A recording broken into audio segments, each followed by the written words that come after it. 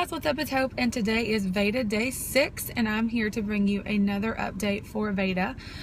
So yesterday was my fertility specialist appointment, and instead of posting an update yesterday because we kind of got home late afternoon, I went ahead and did a refrigerator tour. So if you haven't seen that, go check that out for VEDA day 5. I know my dates and days are off because we went camping, but I still wanted to be able to do 30 straight days of VEDA, even if the dates are a little wacky right now because I didn't do every single day when we were camping. So that's why today is August 10th, but it is really VEDA day 6 for me. And so anyway, let's get all that out of the way. Now let's talk about my fertility specialist appointment yesterday. I just want to preface this by saying I absolutely love our specialist. She is just such a bright spot in this entire infertility journey. I'm so grateful we were able to see her and meet her and get to consult with her. She's just really super thorough, and you can really tell she has both mine and my husband's best interest in mind, and that's really nice, especially because we've been through another specialist before, and we've been to other doctors before that we didn't really feel like that was the case. And so it's just been really incredible working with her, and I just wanted to make sure and just say how grateful we are for her. Going into the appointment, like I said in other videos, I really felt like going into this treatment cycle or going to this appointment, I felt the best I have felt going into a treatment cycle. Mentally, physically, emotionally, financially, I just feel like we're in a really good place. Saying all of that, we get in there, and I'm thinking, obviously the last IUI in September didn't work, and she had mentioned something about introducing injections into the medicine cocktail prior to the insemination. Well, this time, you know, she went over a treatment plan. She talked about there are obviously two different options. We can go the IUI route, the intrauterine insemination route, or we can go the in vitro fertilization or IVF route. One is really expensive and the other one is kind of expensive, but either way, insurance does not cover anything related to infertility. Now, I know a lot of people's insurances do. I actually have a primary and a secondary. For those of y'all that have been watching for a long time back for VSG pre-approval and all of that, y'all know that because I went through a lot for the pre-approval process for both of my insurances. One denied it and then one picked the surgery up. And so a lot of times when you have a primary and a secondary, there's just all kinds of different hoops you have to jump through, and unfortunately, neither one of my insurances cover anything related to infertility, which is just mind-blowing to me. But anyway, they don't. End of story. There's no coverage for it. They don't cover medicine or treatment or procedures or anything. And so everything related to our infertility treatment plans and you know, treatment cycles have been out of pocket. And so that's a huge thing when you're talking about which route you're going to take. And we were kind of weighing that and then thinking about, like, emotionally, what would we feel like would be best for us. And this appointment was really just to get a good idea of what she felt like our best option would be, considering our history and everything that we've been going through and how long we've been trying to get pregnant. Now, because there is an ovulation issue with me and there's a sperm count issue with Andy and just our medical history in general, she feels like, I mean, obviously, and this is another reason why I love her, she always just puts the ball in our court. She says, you know, it's your journey, your body, your decision. And I just really appreciate that, because so many specialists could be like, X everything out, you need to do IVF because it's the most expensive option and they make the most money off of it. But with her, it's really just about deciding what's best for us. And I just absolutely love that about her. And so she pretty much just went through IUI and what we would do for the IUI, the intrauterine insemination, or what we would do for IVF, in vitro fertilization. And we kind of just went back and forth. And I just feel like after the IUI did not work in September, and with our medical history and just her opinion and her taking everything into account, she said if we did another IUI, our chances would only be about 20%. Because even when they wash the sperm and do the insemination, I mean, Andy's count is still not normal. It's not, you know, a ridiculous amount, millions of sperm. And so everything has to line up absolutely perfectly in order for me to get pregnant with an IUI. Now, not to say it wouldn't happen. I mean, it definitely happens for a lot of women.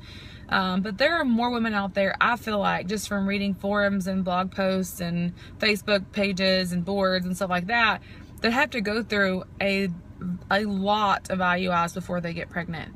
Now, like I said, there are women out there that try the first time and get pregnant, and that's incredibly amazing, and I wish that would have been the case for us, but it wasn't. And so because of our history and just the emotional roller coaster we both feel like it would take us on if we decided to go the IUI route and it didn't work, and then we did another one and it didn't work. I mean, when the one didn't work in September, y'all know, I mean, I posted a video the day I found out it was negative. I was absolutely heartbroken, and it just felt like a loss. You go through all of this to prepare your body for pregnancy, and you're taking all this medicine that mimics pregnancy, and you feel like you're losing your mind, and then at the end of the day, all of it was really for nothing. And that you're just like this on this huge roller coaster of all kinds of things. And so my husband absolutely shocked me. I about fell out of my chair because I thought for sure, just from a financial standpoint, he would say, let's go ahead and do the IUI and see if it works. And if not, we'll come back and look at our options later. And he said, I think we should do IVF. And I was like, what? What did you say?